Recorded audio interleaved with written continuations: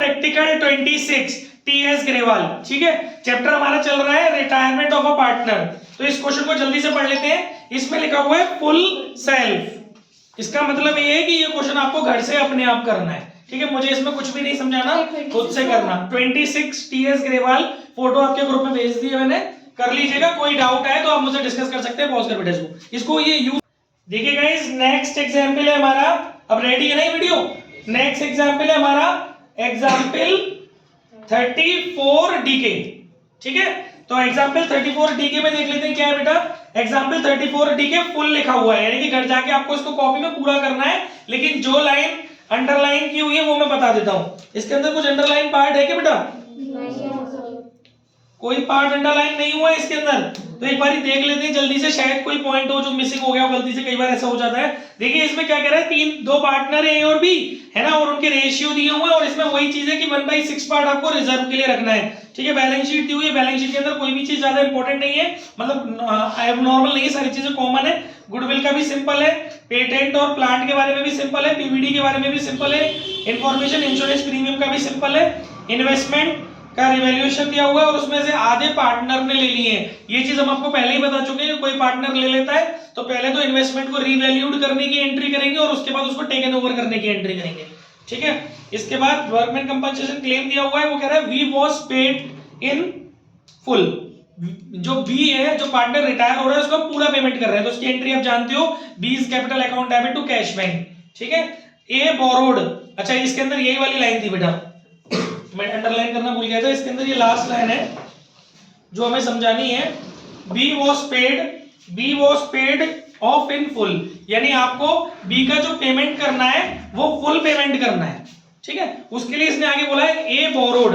Partner यार दो ही थे, ए और बी, अब बी चला गया तो अकेला एक ही बंदा फिलहाल फॉर्म में रह गया, दैट इज ए।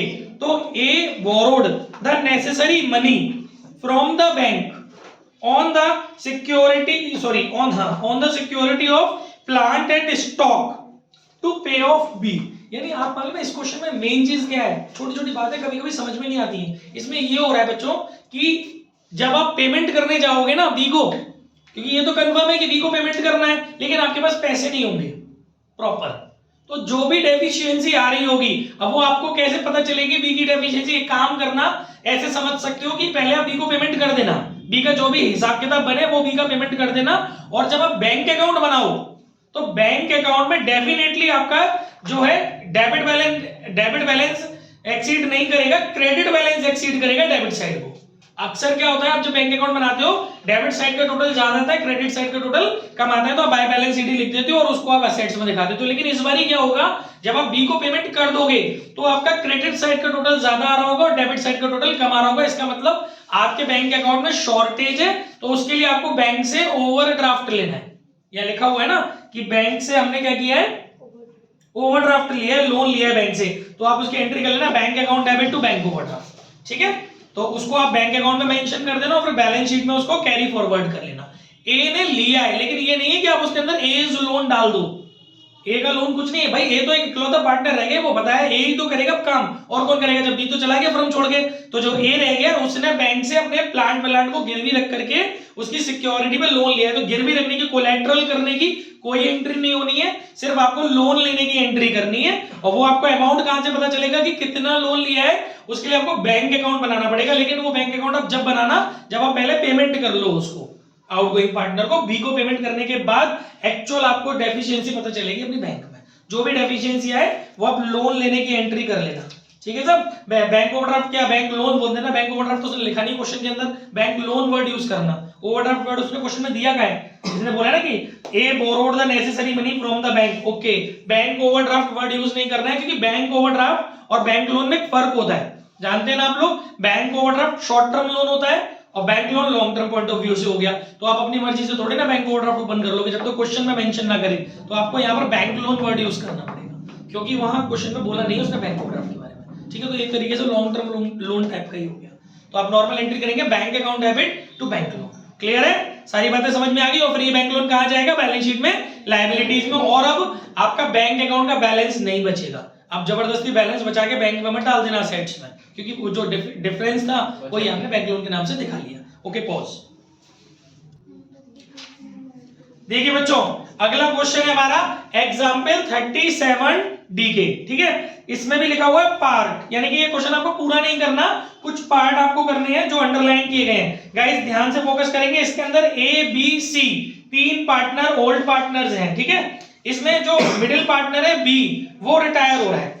तो जब ये रिटायर हो रहा है तो मैंने एक तो क्वेश्चन के अंदर जो आपको बैलेंस शीट गिवन है, अब क्वेश्चन ध्यान से देखिएगा सभी बच्चे, क्वेश्चन के अंदर जो बैलेंस शीट गिवन है उसके अंदर पार्टनर्स लोन लिखा हुआ है, बी का लोन लिखा हुआ है और सी का लोन लिखा हुआ है।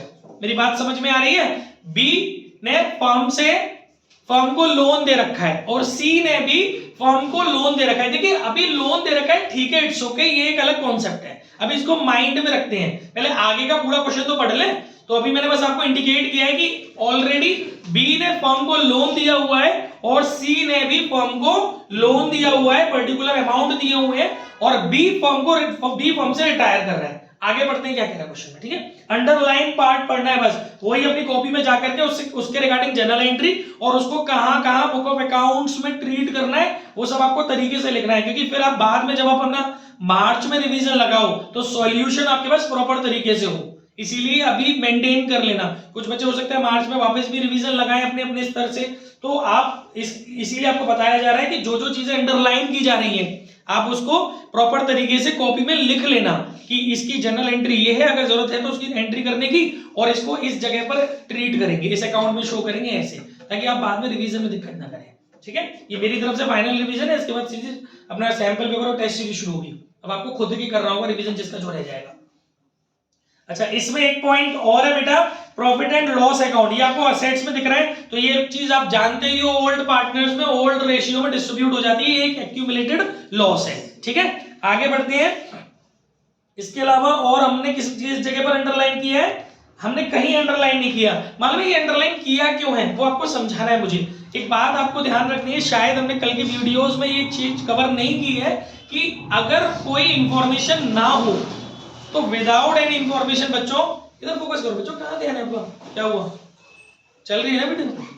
अगर कोई इंफॉर्मेशन ना हो तो विदाउट एनी इंफॉर्मेशन आप लोगों को आउटगोइंग पार्टनर का जो पेमेंट करना है ना, वो एक्चुअली पेमेंट नहीं करना, उसका जो भी बैलेंस निकल के आएगा कैपिटल अकाउंट का, वो आपको उसके लोन अकाउंट में ट्रांसफर करना है। ये एक रूल होता है, विदाउट एनी इंफॉर्मेशन यही अप्लाई होता है। जो आउटगोइंग पार्टनर है, जो रिटायरिंग पार्टनर है, अगर उसके बारे में कोई इंफॉर्मेशन नहीं है तो आपको उसको जो भी उसका बैलेंस निकल के आ रहा है वो आपको कहां शिफ्ट कर देना है, उसके कैपिटल अकाउंट में। तो इस वाले क्वेश्चन में भी बेटा कहीं भी नहीं बोला गया है कि बी को हमें क्या करना है, ठीक है।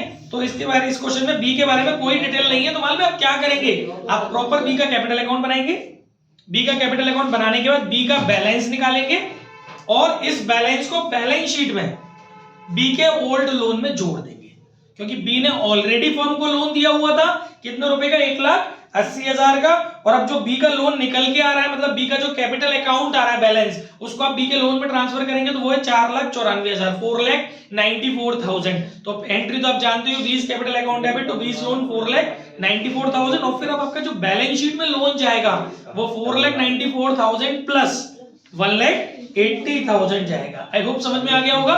And what about C's loan, guys normal जैसे दिया है वैसे ही एज इट इज अब कैरी फॉरवर्ड कर देंगे बैलेंस शीट में लायबिलिटीज में, कहीं आप उल्टा सीधा ट्रीटमेंट ना कर दो, इसलिए ये क्वेश्चन चूज किया था मैंने, ठीक है। इसके बाद पॉज, क्वेश्चन है हमारा बच्चों एग्जांपल 33 टीएस ग्रेवाल, ठीक है, एग्जांपल 33 टीएस ग्रेवाल। अब इसको समझते हैं क्या है बेटा इसके अंदर।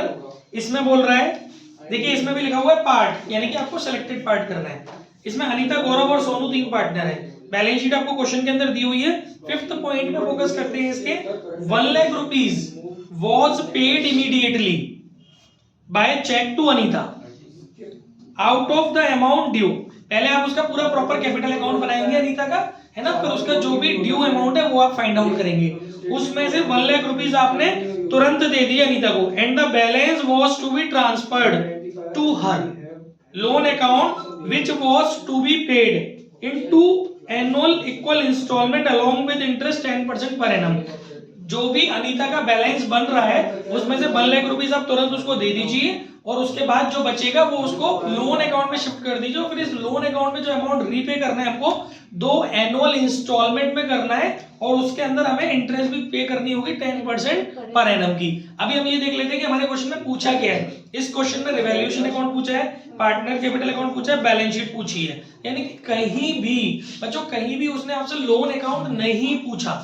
तो जब उसने लोन अकाउंट पूछा नहीं है तो लोन अकाउंट को सेटल कैसे करना है उसके बारे में डिस्कस करने की नीड भी नहीं है। तो वो जो लाइन है वो हमारे लिए कंप्लीटली यूजलेस है। बस हमें क्या करना है कि हमें एक एंट्री करनी है कि जब हम उसका पेमेंट करेंगे अनीता का, तो क्या एंट्री होगी, Anita's capital account debit to bank 1 lakh rupees. उसको आप अनीता के कैपिटल अकाउंट में ट्रांसफर कर देंगे डेबिट साइड में to bank account 1 lakh rupees. और फिर जो डिफरेंस आप करेंगे अनीता का कैपिटल अकाउंट का, जो भी डिफरेंस आएगा उसको उसके लोन में ट्रांसफर करेंगे। तो एंट्री होगी Anita's capital account debit to Anita's loan account, वो बैलेंस शीट में आप लायबिलिटी में कैरी फॉरवर्ड कर देंगे अनीताज लोन अकाउंट के नाम से। ठीक है ना। कैश बैंक है, बैंक है, कैश बैंक का मतलब बैंक होता है। तो 1 लाख रुपए वो तो फिर उसमें चले जाएंगे, वो तो बैंक के ट्रांजैक्शन से। क्लियर है? कोई डाउट, कोई भी दिक्कत आ रही है तो पूछ सकते हो। रेगुलर आइए, प्रॉपर काम कीजिए। नेक्स्ट है एग्जांपल 40 डीके। देखिए इसमें लिखा हुआ है फुल, यानी आपको घर से पूरा करना है ये क्वेश्चन। ठीक है, अभी इसमें हम लोग समझ लेते हैं। गाइस इसमें 3 पार्टनर है, ए बी सी, 3 पार्टनर है इसके अंदर। ठीक है, और इसमें जो आपको क्वेश्चन में दिया हुआ है फिक्स्ड कैपिटल वर्ड यूज किया है। इनका जो प्रपोर्शन है उनकी फिक्स्ड कैपिटल में। इसका मतलब आपको ध्यान रखना है कि जो भी आप ट्रीटमेंट करेंगे वो करंट अकाउंट के नाम से कर रहे होंगे। ठीक है, एक तो फिक्स्ड कैपिटल वाला अंडरलाइन कर रखा है मैंने। आप देखिए इसमें असेट साइड में एज लोन दिया हुआ है, यानी जो हमारी असेट साइड है उसके अंदर एक पार्टनर का असेट्स, इसका मतलब हो गया कि पार्टनर ने लिया है लोन फर्म से। ठीक है, चलिए देखेंगे इसको। अब इसमें सबसे पहले देखो कि रिटायर कौन हुआ है, सी रिटायर हुआ है इसके अंदर। और इसके अंदर जो पॉइंट नंबर 5 है वो भी देखना पड़ेगा हमें। उसमें क्या लिखा हुआ है, द लोन रीपेड बाय ए। देखो बहुत ही शानदार लाइन है, ध्यान से सुनना। द लोन रीपेड, पहले तो इसमें एक लाइन और अंडरलाइन होनी रह गई है बेटा, अंडरलाइन 4 पॉइंट पे और अंडरलाइन कर लेना आप लोग। 4 पॉइंट भी देख लेते हैं थोड़ा सा। A agreed to repay his loan. एक तो ये बताया गया है इसमें कि जो पार्टनर है जिसने फर्म से लोन लिया था, एक तो वो फर्म को लोन दे रहा है, वापस अपना पैसा वापस कर रहा है, तो उसकी एंट्री होगी। उसकी एंट्री क्या होगी, bank account debit to A's loan.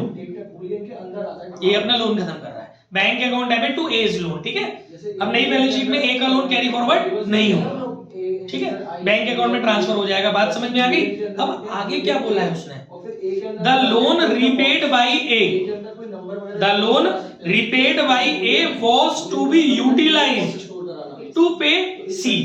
यानी मतलब जो पैसा ए ने हमको दिया है ना, उसका यूज हमने सी के पेमेंट में किया है। The balance of the amount payable to C was transferred to his loan account being interest at the rate 12% per annum। और जो लोन का सेटलमेंट होगा वो 12% पर एनम से होगा। उसका कोई यूज नहीं है क्योंकि इसने लोन अकाउंट बनवाया नहीं है, इसमें करंट अकाउंट और बनवाया पार्टनर का। तो देखो भाई, यानी कि आपको यहां से ये चीज क्लियर हो गई कि जो आउटगोइंग पार्टनर है उसको आप कितना पैसा पे कर रहे हो। कितना पैसा पे कर रहे हो बच्चों, जितना ए से रिकवर हुआ है। तो पहले तो ए का लोन रिकवर होने की एंट्री हो जाएगी bank account debit to A's loan account. फिर ये आप उसको लास्ट में किसको दे रहे हो, आउटगोइंग पार्टनर सी को दे रहे हो। तो C is capital account debit to bank account 35,500 रुपए। ठीक है, उसके बाद अपना कैपिटल अकाउंट बनाओगे ही आप, फिर सी का जो डिफरेंस आएगा वो उसके लोन अकाउंट में ट्रांसफर कर दोगे। बात समझ में आ रही है। एक और चीज जो सबसे शानदार है इस क्वेश्चन में, जो देखने में समझ में नहीं आ रही है, इधर ध्यान दीजिए। आप रिवैल्यूएशन के बाद पहले करंट अकाउंट बनाएंगे, क्योंकि उसने बोला भी है कि प्रिपेयर करंट अकाउंट, और वैसे भी आपको सारी चीजें करंट अकाउंट में ट्रांसफर करनी है। तो जब आप करंट अकाउंट बनाएंगे ना, तो मैं आपको कुछ बातें बता देता हूं। करंट अकाउंट में आप क्या डालेंगे, इस क्वेश्चन के अंदर करंट अकाउंट में बैलेंस तो दिया नहीं है। ठीक है, करंट अकाउंट के बैलेंसेस तो मेंटेन है नहीं है। आप रिवैल्यूएशन की चीजें डालेंगे, गुडविल को जो डिस्ट्रीब्यूट करते हैं वो करंट अकाउंट से करेंगे, राइट। जनरल रिजर्व का डिस्ट्रीब्यूशन करेंगे वो आप करंट अकाउंट से करेंगे, कोई भी एक्यूमुलेटेड प्रॉफिट लॉसेस होंगे वो आप करंट, मेरी बात ध्यान से सुनिएगा, कोई भी एक्यूमुलेटेड प्रॉफिट लॉसेस होंगे वो आप करंट अकाउंट से मेंशन करेंगे, उसमें रिकॉर्ड करेंगे। इसके बाद गाइस रिटायरिंग पार्टनर, मेरी बात सुनो, रिटायरिंग पार्टनर जो होता है ना उसका आपको करंट अकाउंट ट्रांसफर करना पड़ेगा उसके कैपिटल अकाउंट में। ये नई चीज आपको अब समझ में आ रही है। रिटायरिंग पार्टनर का करंट अकाउंट का जो भी बैलेंस है, चाहे डेबिट बैलेंस है चाहे क्रेडिट बैलेंस है, वो आपको कहां ट्रांसफर करना है, कैपिटल अकाउंट में। अगर रिटायरिंग पार्टनर का करंट अकाउंट का क्रेडिट साइड ज्यादा है डेबिट साइड छोटा है तो इसका मतलब डिफरेंस जो आ रहा है वो मतलब जो बड़ा अमाउंट है वो डेबिट साइड में है, वो क्रेडिट साइड में है, तो आप उसको ट्रांसफर करोगे तो उसकी एंट्री क्या करोगे, C's current account debit to C's capital account. और बाई चांस, मेरी बात सुन रहे हो, समझ रहे हो मैं क्या बोल रहा हूँ, वीडियो का जाके सुनना, एक एक बात बता रहा हूँ मैं आपको, एक एक बात उसके अंदर की आपसे गलती ना हो जाए। नेम है किसी का, बजन दो, देखो पढ़ा दी सुबह, बात खत्म, छुट्टी करिए भाई, गलती है ऊपर छुट्टियां सुन लेना वीडियो में। हाँ जी, तो गाइस मेरी बात सुनेंगे आप। मैं ये बोल रहा था कि जब आप करंट अकाउंट को क्लोज करेंगे तो करंट अकाउंट का क्लोजर करते समय बाकी के जो पार्टनर, जो रिटायरिंग पार्टनर नहीं है, जो पार्टनर रिटायरिंग पार्टनर नहीं है उनका तो बैलेंस शीट से बंद कर देंगे। और आप जानते ही हो डेबिट बैलेंस आएगा तो आपको कहां शो करना होगा, करंट अकाउंट का बाकी के पार्टनरों का डेबिट बैलेंस आएगा तो कहां शो करोगे, बैलेंस शीट। अगर डेबिट में आएगा तो कहां शो करोगे, असेट्स में। और बैलेंस शीट अगर आपका क्रेडिट में आएगा तो आप उसको कहां शो करते हो, लायबिलिटी में। याद रखना, ये गलती मत कर देना, ये भी पॉइंट है जो गलत होता है। अच्छा, बात आती है रिटायरिंग पार्टनर की, जो कि इस क्वेश्चन के अंदर सी है ना, इसके अंदर रिटायरिंग पार्टनर, यस। तो सी का जो भी आ रहा हो, तो बच्चों इस क्वेश्चन में जो बैलेंस आ रहा है ना सी का, वो क्रेडिट एक्सीड कर रहा है डेबिट को। इट मींस कि आपको उसके करंट अकाउंट के एक्सेस क्रेडिट बैलेंस को उसके कैपिटल अकाउंट में ट्रांसफर करना है ईशा। तो एंट्री क्या होगी, C's current account debit to C's capital account, यानी नाता हो गया खत्म करंट अकाउंट का।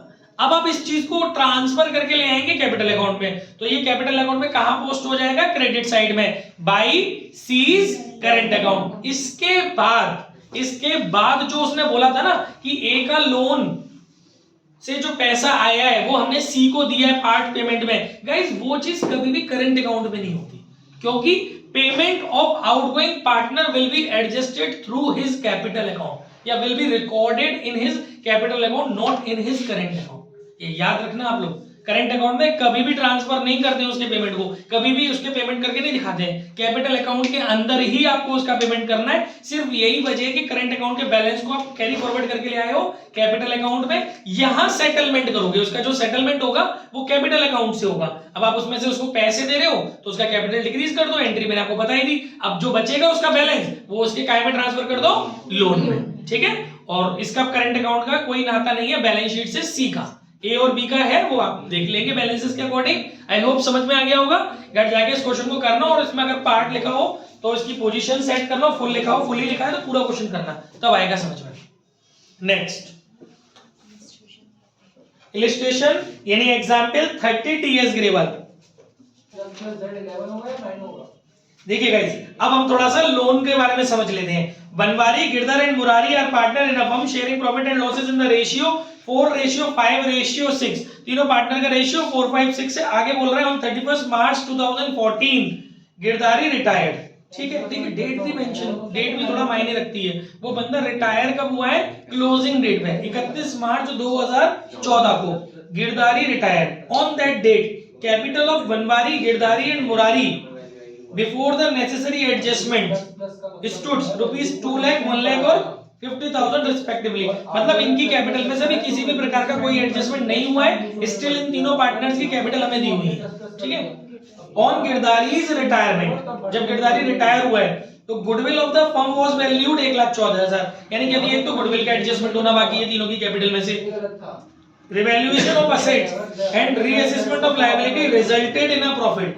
जो आपने रिवैल्यूएशन अकाउंट बनाया है उसका रिजल्ट आपको प्रॉफिट के रूप में मिल रहा है, वो आ रहा है आपका 6,000, वो भी उसका भी डिस्ट्रीब्यूशन तीनों पार्टनर में होना बाकी है।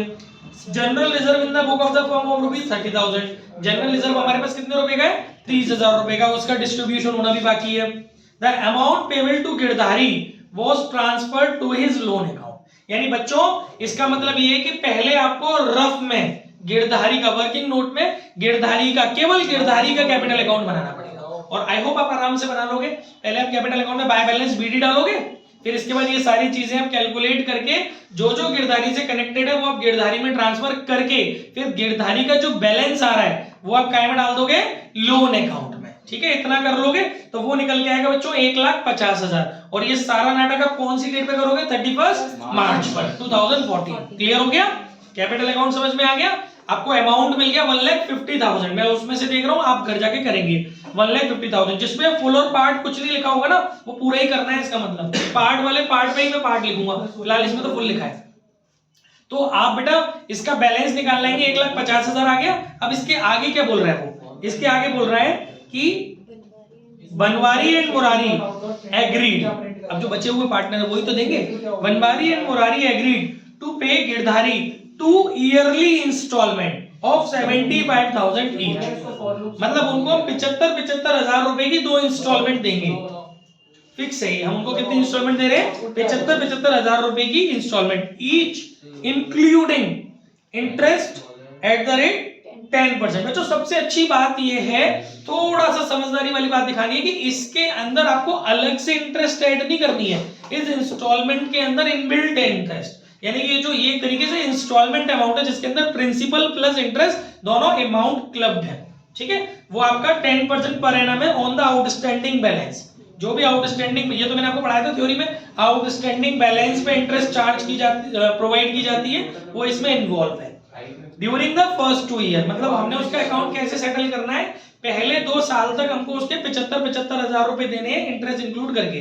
ठीक है, अब इसके बाद एंड द बैलेंस, अब भी अगर उसके अकाउंट में 3rd ईयर में जो बैलेंस रह जाएगा लोन अकाउंट में, balance including interest in the 3rd year, अब जो 3rd ईयर है उसमें उसके आउटस्टैंडिंग अमाउंट पर बैलेंस इंक्लूड करके दे देंगे। The firm closes its books on 31 March every year, prepare Girdhari का loan account till it's finally paid along showing the notes working very clearly. देखो बच्चों कैसे बनेगा, फटाफट से क्वेश्चन तमीज से लोन वाला बता देता हूं क्योंकि ये अभी तक मैंने कराया नहीं है। देखिए, एक डेट का कॉलम हो गया, particular amount, date, particular amount, सबसे पहले क्या किया है, गिरधारीज लोन अकाउंट। ठीक है गाइस, डेट बड़ी विशेष ध्यान रखनी है, 31 मार्च 2014 से ये कंटिन्यू होगा। क्यों? क्योंकि 31 मार्च 2014 को आप एक एंट्री करोगे, Girdhari's capital account debit to Girdhari's loan account, तो ये वहीं से कैरी फॉरवर्ड हो गया आएगा। मार्च ये हो गया 2013-14 ना, मार्च 31 बाई गिरधारीज कैपिटल अकाउंट। कौन है ये लोन अकाउंट? लोन में लोन अकाउंट मार खानी के लोन में लोन अकाउंट नाम लिख रहे हो। अमाउंट कितना आएगा बेटा? 1,50,000 है, 1,50,000। ठीक है, अभी यहां से गाइस हमने 2 इंस्टॉलमेंट देनी है, ईयरली इंस्टॉलमेंट देनी है, ऐसे बोल रहा है ना कि हम उसको ईयरली इंस्टॉलमेंट देंगे। तो अब आप इसको क्या करो, पहले इसका बैलेंस बनाओ, क्योंकि देखो आपको पता है 31 मार्च को ईयर क्लोज करना है, उसको क्लोज करो ईयर को पहले। 2013-14 मार्च 31 टू बैलेंस सीडी 1.5 लाख जाएगा नहीं जाएगा, तो फिर क्या होगा, उसके बाद क्या करना है, 2014-15 क्या प्रिंट होगा, उतर के इधर आ गई April 1 by balance BD.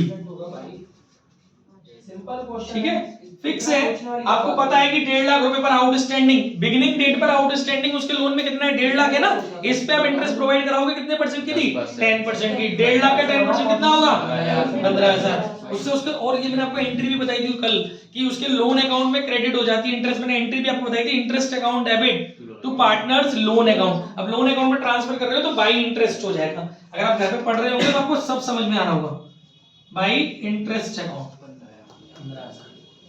Clear हो गया बच्चों?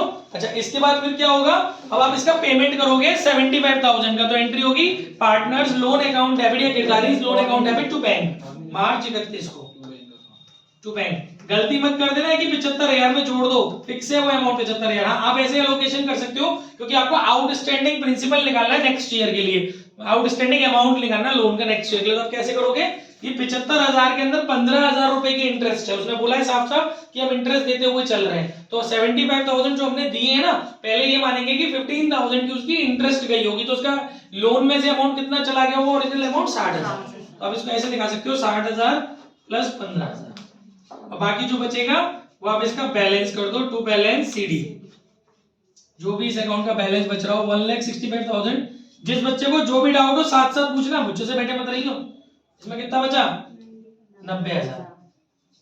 अब नेक्स्ट ईयर आ गया 15-16, 2015-16 अप्रैल 1 बाय बैलेंस BD 90,000। फिर आप इस पे मार्च 31 को इंटरेस्ट उसको प्रोवाइड करेंगे। Entry will be interest account debit to Girdhari loan account. Girdhari के लोन में पोस्टिंग कर रहे हैं तो भाई इंटरेस्ट अकाउंट, ठीक है। 90,000 का 10% हो गया 9,000, लेकिन आप उसको इंटरेस्ट जो वो इंस्टॉलमेंट जो दोगे वो एक ही दोगे 75,000 की टू बैंक अकाउंट। एक वैल्यू को बार-बार इनिशियलाइज क्यों करवा रहे हो? ठीक है, तो 9,000 का तो उसमें इंटरेस्ट ही है। 75 में से 9 गए तो कितने बचे? 60। उसमें क्वेश्चन में क्या लिखा है? 66। की वैल्यू क्या है? x की वैल्यू है 5। बाकी जो बचेगा बेटा वो बैलेंस आ जाएगा। अब आपको पूरा लोन अकाउंट तमीज से बनाना आ गया। 90 और 9 99। जो लोग नए हैं वो विशेष का ध्यान देंगे, और जो पुराने होकर भी नए से हैं वो भी देखें। 99 में से 75 गए तो कितने बचे है बेटा? 24,000। कुछ बच्चे पुराने होकर भी नए से हैं हमारे यहाँ। लूप कैसा क्यों करवा दिया? लूप को टर्मिनेट क्यों किया यहाँ पे? किया टर्मिनेट? अप्रैल 1 से पहले तुम बंद कर दो लूप को। By balance BD 24,000। गाइस उसने बोला था कि जो बैलेंस अमाउंट है उस पे इंटरेस्ट दे दी जाएगी। 24,000 पे 10% इंटरेस्ट दे दोगे 2,400 रुपए। इसमें कंडीशन शुरू में चेक हो रही है, ये लूप यहाँ पे टर्मिनेट नहीं होगा। अब दोनों को जोड़ करके ऑटोमेटिकली आप लिख देंगे टू बैंक। कोई भी कैरेक्टर का आते हैं तो एक बार करवाते हैं। 26,400। क्लियर हो गया? कोई दिक्कत, कोई बात नहीं समझ में आ रही हो? ठीक है, फोटो ले लेना चाहिए। इसके बाद नेक्स्ट क्वेश्चन कौन सा है हमारा? Illustration 31 TS Grewal. निकालते हैं 31 TS ग्रेवाल का। एक क्वेश्चन तमीज से फुल कराया है मैंने, अब बदतमीजी से करेंगे। फुल का है या लोन अकाउंट? कौ का करना पापा, वो तो बकिंग नोट है। बदतमीजी मत। ये कौन सा था? देखो example 31 TS Grewal. Come to the point, बहुत सारा पॉइंट अभी खाना अपने पास। एग्जाम्पल 31 TS ग्रेवाल, बड़ा चैप्टर है ये, मुझे स्पीड में खींचना है। एग्जाम्पल 31 TS में बेटा क्या है? इसके अंदर गाइस कुछ नहीं लिखा है, इसका मतलब फुल करना है घर से, है ना? सॉरी मिस्टेक हो रही है। हाँ सर 31 कहाँ से आ गया? 40। चुप हो जा अंग्रेज। एग्जाम्पल 31 TS हो नहीं है तुझे कुछ भी। वो भी आधी फोटो भेजी आपने, मत पूरी बोला नहीं कभी। भेजी। एग्जाम्पल 31 TS, इसके अंदर बेटा क्या बोल रहा है? क्वेश्चन के अंदर फुल लिखा है, घर से करना है, लेकिन जो पॉइंट है मैं थोड़ा सा पढ़ा देता हूँ, हो सकता है कुछ चीजें हो अजीब सी हो इसके अंदर। PQR पूरा फोकस किताब पे। PQR were partner sharing profit and losses 2:1 ratio दिया हुआ। Q retired from the firm after all the adjustment. His capital account shows a credit balance of 2,20,000। यानी इसके अंदर आपको कैपिटल अकाउंट बनाने की नीड नहीं है, उसमें ऑलरेडी पता है 2,20,000 रुपए का बैलेंस निकल रहा है, ठीक है। और उसके बाद कह रहा है ऑन 1 अप्रैल 2020 को वो रिटायर हुआ है। Q is to be paid 60,000 immediately। Guys ये चीज देखो, छोटी से छोटी बात बताई जा रही है आपको। ये चीज आपको लोन अकाउंट में कभी नहीं करनी होती है। अगर आप किसी पार्टनर को पैसे दे रहे हो ना, तो वो चीज आपको उसके कैपिटल अकाउंट में ट्रांसफर करनी होती है। इस वजह से आप लोग जल्दबाजी में ये नहीं करना कि 2 लाख, भले ही इसमें कैपिटल अकाउंट नहीं बन रहा है, लेकिन ऐसी गलती नहीं करना कि 2,20,000 में को आप लोन अकाउंट में ट्रांसफर कर दो। नो, जो डाउन पेमेंट है, इमीडिएट पेमेंट है, अगर वो कैपिटल अकाउंट नहीं बनाना है आपको, तो उसमें से उसको माइनस कर लो। यानी कि 2,20,000 में से 60,000 रुपए माइनस करने के बाद अब जो बचेंगे 1,60,000 रुपए, वो आप ट्रांसफर करोगे लोन अकाउंट में, ठीक है। बहुत से बच्चे क्या करेंगे, 2,20,000 ट्रांसफर कर देंगे, फिर उसके बाद उसको 60,000 रुपए लोन में एंट्री करेंगे, क्योंकि जबकि ऐसा है ही नहीं। उसने बोला ही नहीं कि लोन में ट्रांसफर करो और फिर उसको में से पेमेंट करो। वो बोल देता कि इमीडिएट ट्रांसफर कर दीजिए 2,20,000, फिर आप पेमेंट कर रहे हो तो लोन अकाउंट में तुरंत 60,000 को समझ में आता है, ठीक है। तो आप क्या करेंगे, इसके अंदर 1,60,000 रुपए ट्रांसफर करेंगे। यानी कि एंट्री तो वही होगी कि Q's capital account debit to Q's loan, लेकिन वो जाएगी 1,60,000 से, ठीक है। इसके बाद क्या है इसने बाकी बेटा 4 इक्वल सेमी एनुअल यानी हाफ ईयरली इंस्टॉलमेंट्स है। बहुत ध्यान से सुनना, ओरली बता रहा हूं, घर से कर लेना। इसमें 4 बराबर की हाफ ईयरली यानी semi annual half yearly instalments में पेमेंट देना है। तो बच्चों 1,60,000 के अंदर अगर आप 4 का डिवाइड लगाते हो तो कितना आ जाएगा, 40,000 रुपए की इंस्टॉलमेंट है। लेकिन इसमें इंटरेस्ट नहीं जुड़ा हुआ है क्योंकि ये तो आपने आउटस्टैंडिंग जो तो उसका लोन अमाउंट उसी को डिस्ट्रीब्यूट कर दिया, उसमें लिखा भी होगा आगे along with, इंक्लूडिंग नहीं लिखा उसमें, along with interest at the rate 10% per annum on the unpaid amount। यानी आप क्या करेंगे, देखिए बिल्कुल ऐसे ही स्ट्रक्चर है, यहाँ आपने डाल दिया वो बैलेंस डाल दिया उसका 1,60,000, फिर आपने 1,60,000 पर इंटरेस्ट निकाली कितने परसेंट, 10%, वो यहाँ डाल दी ईयर एंड पर, ठीक है, इंटरेस्ट यहाँ डाल दी। और एक देखो इसमें क्वेश्चन में दिया भी 1 अप्रैल है, तो ये क्लोज करने की जरूरत नहीं है, सीधे यहाँ से उठेगा क्वेश्चन, आपने यहाँ डाल दिया उसका कैपिटल, फिर उसकी साल भर की इंटरेस्ट डाल दी। समझ में आ रहा है पीछे तक? Oh my mistake, sorry, semi annual है, 6 मंथ की इंटरेस्ट डाल दी, तो इंटरेस्ट निकालते समय 6/12 कर लेना, ठीक है। 1,60,000, भले ही आप 40,000 रुपए की इंस्टॉलमेंट दे रहे हो, लेकिन इंटरेस्ट पूरी आउटस्टैंडिंग अमाउंट पे लगेगी, 1,60,000 पे लगेगी इंटरेस्ट, 10% और 6 महीने। तो पहले आप यहाँ इंटरेस्ट रखोगे 8,000, बातें करने की नीड नहीं है, पहले आप यहाँ इंटरेस्ट रखोगे 8,000, फिर आप जो उसको इंस्टॉलमेंट दोगे वो 40,000 नहीं होगी, वो 48,000 होगी, इंटरेस्ट प्लस प्रिंसिपल, वो यहाँ रखोगे टू बैंक। एंट्रीज यही है, सिर्फ आपको अमाउंट कैलकुलेट करना बता रहा हूं मैं, 48,000, और फिर उसको बैलेंस नहीं कर देना क्योंकि आपके अकाउंट जो क्लोज हो रहे हैं वो 31 मार्च को क्लोज हो रहे हैं, और अगर 1 अप्रैल को आपने ट्रांसफर किया है ना, तो ये जो इंटरेस्ट की एंट्री करोगे ना वो 30 सितंबर को करोगे, 6 महीने बाद। मेरी बात समझ में आ रही है ना, 6 महीने बाद 30 सितंबर। अरे अंशी कहां ध्यान है, पूरा फोकस इधर हो जाए दोनों लड़कियों का। 1 अप्रैल को अगर आप यहाँ पे शिफ्ट करके ला रहे हो तो 6 महीने बाद 30 सितंबर को आप इंटरेस्ट ट्रांसफर करने की, लोन अकाउंट में क्रेडिट करने की एंट्री करोगे। इंस्टॉलमेंट जो आप दोगे वो 30 सितंबर को दोगे, लेकिन यहाँ पर बैलेंस मत निकाल देना क्योंकि सेमी एनुअल जब होता है तो एक ईयर में 2 बार ही एक कांड दिखाना होता है। फिर से अब आपके पास आउटस्टैंडिंग बैलेंस कितना रह जाएगा, 1,20,000, यानी अगली इंटरेस्ट जो निकलेगी वो 1,20,000 में निकलेगी, 48 मत घटा देना इसमें, इंटरेस्ट तो अलग है। 1,20,000 पे 10% 6 मंथ की निकलेगी, 31 मार्च को वो फिर से दिखाई जाएगी, क्रेडिट की जाएगी उसी ईयर में बाय इंटरेस्ट, और फिर उसके बाद टू बैंक, ठीक है, 40 प्लस जो भी इंटरेस्ट निकल के आ रही होगी वो, फिर आप बैलेंस करेंगे। क्लियर हो गया? फिर वो बैलेंस उतार के आप साल में 2 बार करेंगे, 2 बार इंटरेस्ट क्रेडिट होगी, 2 बार टू बैंक आएगा, एक 30 सितंबर को आएगा, एक 31 मार्च को आएगा, उसके बाद बैलेंस शीट आएगा। हर एक इंस्टॉलमेंट के बाद बैलेंस शीट मत दिखा देना क्योंकि बैलेंस शीट का जो कॉन्सेप्ट होता है वो केवल और केवल जिस डेट पे आप अपने अकाउंट क्लोज कर रहे होते हैं उस डेट पे आता है, ठीक है, क्योंकि ये सेमी एनुअल है। फिर ऐसे ही नेक्स्ट ईयर करेंगे, बैलेंस वीडियो उतार के ले आएंगे। अब जो रह गया होगा 40,000 की एक और इंस्टॉलमेंट चली गई, अब जो रह गया होगा 80,000 रह गया होगा, उस पे 6 महीने की इंटरेस्ट उसके लोन अकाउंट में क्रेडिट करेंगे 30 सितंबर को, ठीक है, फिर उसकी इंस्टॉलमेंट देंगे लेकिन बैलेंस नहीं निकालेंगे। अब जो रह जाएगा 40,000 उसमें फिर 6 महीने की देंगे, फिर उसका पेमेंट कर देंगे, ऑटोमेटिकली अकाउंट क्लोज हो जाएगा, टोटल आ जाएगा। क्लियर हो गया? कोई भी डाउट हो कल वापस पूछ सकते हो घर से, आज का काम आज करना पड़ेगा जब कल पूछ पाओगे, आज सब थोड़े ज्यादा है। इसके बाद नेक्स्ट है, मैंने बहुत कम कोशिश की है फुल क्वेश्चंस देने की, जहां मुझे लग रहा है कि थोड़ी आपकी चाल बनी रहे वहीं फुल डाले हैं, क्योंकि थोड़े थोड़े फुल तो करने पड़ेंगे। अब ये दोनों थोड़े सेमी एनुअल कॉन्सेप्ट है इसीलिए फुल डाला, नहीं तो आपको प्रैक्टिस में कैसे आओगे आप लोग कि जब मल्टीपल उसमें एक ईयर में 2 बार ही दे रहे होते हैं तो कैसे क्लोज करना है, कैसे कहाँ इंटरेस्ट डालनी है, हर चीज को ध्यान में रख के फुल दे रहा हूँ मैं, अननेसेसरी लोड नहीं डाल रहा। बट जहां मुझे लग रहा है कि प्रैक्टिस करनी है वहां तो करना ही पड़ेगा क्योंकि अकाउंटेंसी ओरली नहीं होगी। और क्या भैया, अब कुछ एडिशनल क्वेश्चंस है। एग्जांपल 34 टीएस, मुझे लगता है यहाँ पर ज्यादा फुल नहीं होंगे अब, हाँ पार्ट है, भेजे नहीं है, पॉज में एक्टिव रहो। एग्जांपल 34 टीएस ग्रेवाल, देखते हैं एग्जांपल 34 टीएस ग्रेवाल में क्या है बेटा। इसमें पार्ट लिखा हुआ है, पूरा नहीं करना है, सिर्फ इसमें मैंने गोपीज लोन अकाउंट बनाने की बोल रहा है।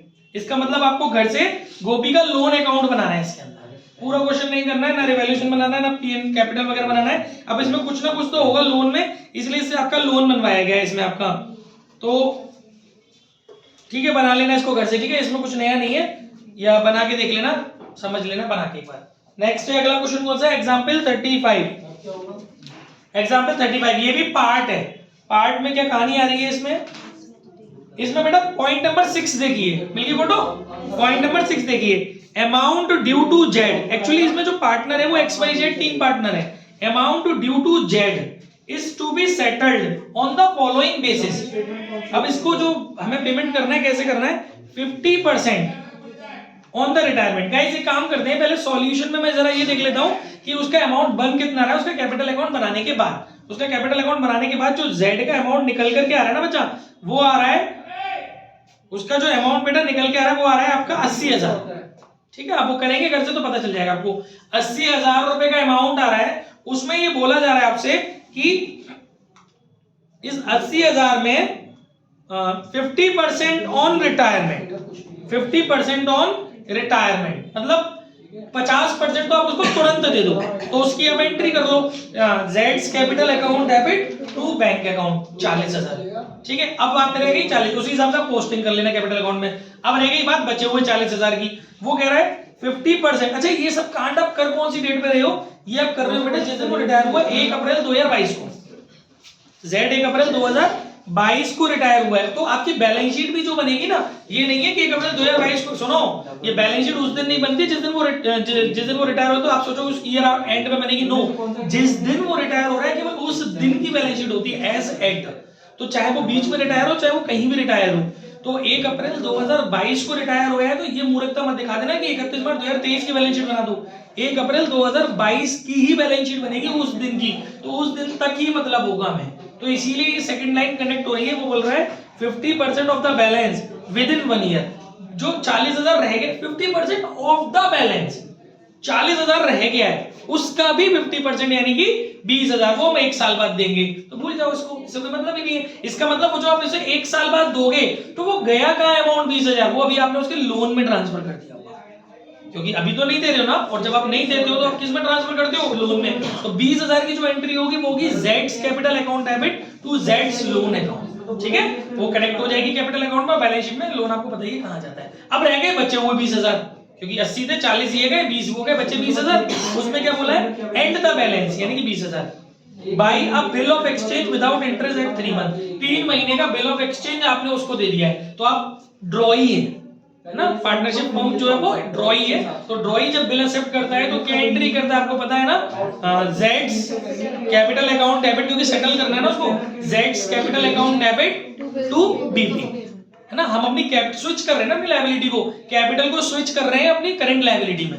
जेड्स कैपिटल अकाउंट डेबिट, एक लायबिलिटी हमारी खत्म हो जाएगी, दूसरी लायबिलिटी जनरेट हो जाएगी बीपी के रूप में। तो अब ये कैपिटल अकाउंट में ट्रांसफर हो जाएगी टू बीपी, और ये बीपी बैलेंस शीट में लायबिलिटी में कैरी फॉरवर्ड हो जाएगा। बात आ गई समझ में। 3 तरीके से सेटलमेंट हुआ, 50% पैसा कैश में, अब जो बचा 50% उसका भी 50% 1 साल बाद देंगे लोन में, और बाकी का जो 50% बचा वो हम लोग बिल्स पेबल के रूप में ट्रांसफर कर दे रहे हैं। ठीक है, आई होप समझ में आ गया होगा। पॉज मारिए।